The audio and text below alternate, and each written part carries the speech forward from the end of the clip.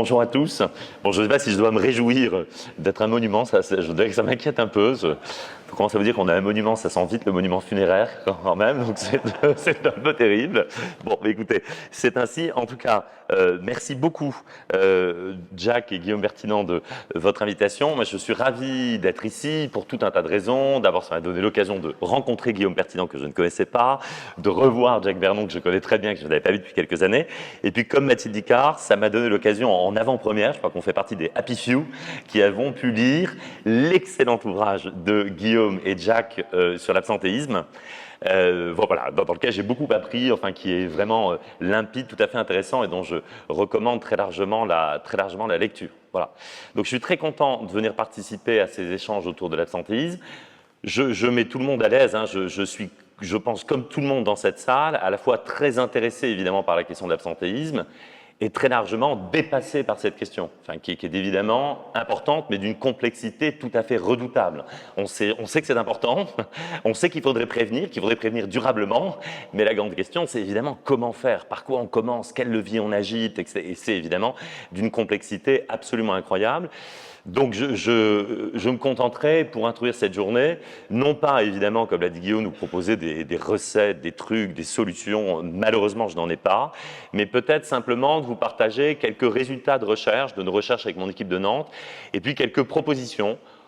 Aussi bien ces résultats que ces propositions sont discutables, contestables, donc j'attends beaucoup des échanges que l'on aura dans la journée. Je ne sais pas si Jack a prévu un petit temps de questions, enfin voilà, je serais très content d'avoir vos réactions sur ce que je vais vous proposer, sur les résultats de recherche et les réflexions que je vais vous proposer. Alors, d'où viennent ces résultats de recherche? Quelques mots de présentation. Je suis professeur à l'Université de Nantes et je dirige une petite équipe de recherche qui réunit des chercheurs en gestion, des sociologues, des économistes et nous travaillons sur les transformations du travail. Voilà, c'est l'intitulé effectivement de notre laboratoire. La spécificité de ce laboratoire, ce n'est pas tellement le thème, on est plusieurs bien sûr à travailler sur les transformations du travail en France. Peut-être la spécificité est plutôt du côté de la méthodologie. Voilà. Nous ne faisons à Nantes que de la recherche-intervention. Je pense que ça parle à certains d'entre vous. Ça veut dire tout simplement que l'on accompagne des organisations, grandes, petites, publiques, privées, très souvent pendant de longs mois. Et je ne veux pas désespérer les DRH qui sont dans cette salle de temps en temps pendant plusieurs années même. Et on les accompagne à la fois dans des phases de compréhension des situations complexes auxquelles ils s'affrontent. L'absentéisme est complexe. Bon.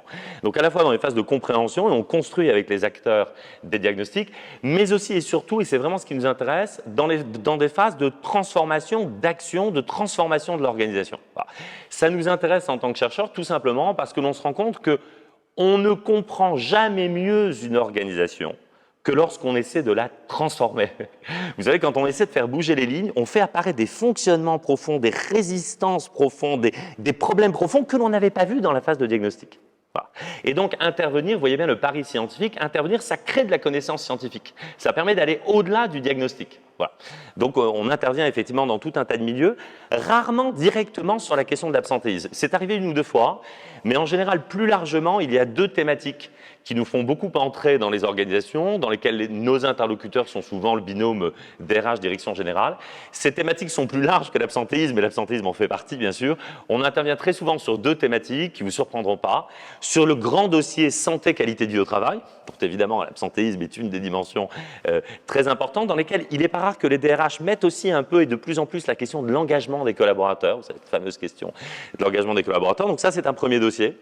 Et puis, depuis quelques années, on intervient beaucoup sur un dossier miroir ou un dossier un peu suite. On est beaucoup interrogé par des organisations sur la fameuse question de l'innovation managériale, de l'innovation organisationnelle. Vous savez, ce truc que dans les grandes entreprises, on appelle la transformation.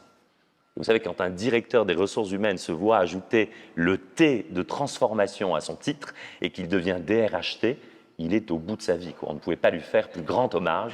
Bon, c'est extraordinaire. Donc, mais il y a quand même une conscience qui est tout à fait intéressante, hein, une conscience dans beaucoup de grandes organisations qu'on arrive au bout d'un modèle. Voilà, on arrive au bout d'un modèle qui probablement génère aussi toutes les coupures de presse que Guillaume a évoquées tout à l'heure et qu'il faut le transformer. On ne sait pas trop comment, on ne sait pas trop vers quoi. D'ailleurs, on se garde bien de dire transformer quoi pour aller où. Vous voyez, le terme transformation suffit comme baume à toutes les plaies. Vous voyez, bon. Mais en tout cas, effectivement, c'est une thématique qui nous fait beaucoup intervenir dans les organisations.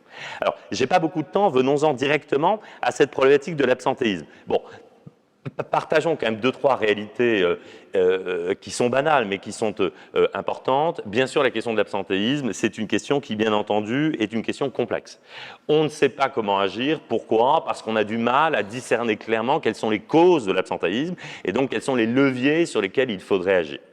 On voit bien que, finalement, l'absentéisme, ça se joue dans une relation très singulière dans laquelle on a du mal à rentrer quand on est DRH, intervenant extérieur ou même manager. Une relation très singulière entre une personne singulière, un salarié, avec ses enjeux personnels, sa psychologie, ses compétences, ses attentes vis-à-vis de l'entreprise, etc. Et puis, évidemment, son travail. Son travail qui est défini par un poste, une fiche de poste, des procédures, une équipe, un chef, etc. Voilà. Et c'est dans ce face-à-face singulier, bien sûr, entre le salarié et son travail que, bien sûr, peut se jouer, peut s'incuber, bien sûr, le comportement d'absence. Et il est difficile de rentrer et de comprendre ce qui se joue dans cette relation entre le travailleur personne singulière et puis la situation de travail dans l'ensemble des dimensions que je viens de décrire rapidement. Il y a finalement, et je crois me souvenir que Guillaume et Jack y reviennent dans leur livre, si on a du mal à agir sur la question de l'absentéisme, c'est parce que finalement, il y a un véritable paradoxe dans le travail. Voilà. Quand on travaille, on fait des choses au monde. On pose des choses nouvelles dans le monde. Et on pose des choses nouvelles dans le monde qui, elles, sont très visibles. Sont en général très visibles. Ce n'est pas toujours le cas, mais en général très visibles. Je fabrique une voiture, je fabrique un immeuble, je fais des soins, je crée un programme culturel, je donne un cours, etc. Tout ça, c'est visible. Donc, ce que le travail fait au monde, on arrive en général, pas à tout coup, c'est vrai, mais en général à assez bien se le représenter. On voit bien. Bon. En revanche, ce qui est beaucoup plus délicat, c'est l'autre dimension. C'est de comprendre ce que le travail fait non pas au monde, mais aux travailleurs.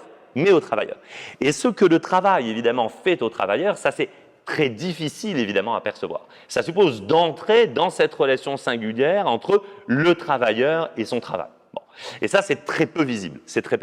Et il y a certainement un enjeu, si on veut intervenir sur les questions d'absentéisme, de rendre visible justement cette partie du travail. Non pas ce que le travail fait au monde, mais ce que le travail fait aux travailleurs. Comment le rendre visible? Bien entendu, les grandes descriptions du travail dont on dispose dans nos organisations sont très insuffisantes. Il ne suffit pas de regarder une fiche de poste, un livret de compétences, un ensemble de procédures, même mis sous assurance qualité, pour avoir une idée de la façon dont le travailleur vit le travail, s'approprie dans les situations concrètes de travail son poste, évidemment. Il faut aller y voir de plus près. Finalement, évidemment, il semblerait, et ça pose des problèmes redoutables, il semblerait que si l'on veut approcher ce que le travail fait aux travailleurs, il faut être capable, tout simplement, mais c'est très difficile, de donner la parole au travailleur sur son travail et sur ce qu'il lui fait, et de lui donner la parole certainement, pas uniquement dans une dimension psychologique, raconte-nous tes mots, raconte-nous comment tu vas, etc. Ça c'est intéressant bien sûr, mais c'est très largement insuffisant. Lui donner la parole non seulement dans une visée psychologique, de comprendre comment il s'approprie ce travail et ce que le travail lui fait, mais de lui donner aussi une parole active, une parole politique qui lui permet d'intervenir sur son travail, d'intervenir sur ses conditions de travail, de les transformer, d'être acteur évidemment d'un travail qu'il puisse un peu mieux mettre à sa main, un peu mieux s'approprier, un peu mieux faire sien en fonction de ce qu'il est, de manière à ce qu'il soit plus praticable. Voilà.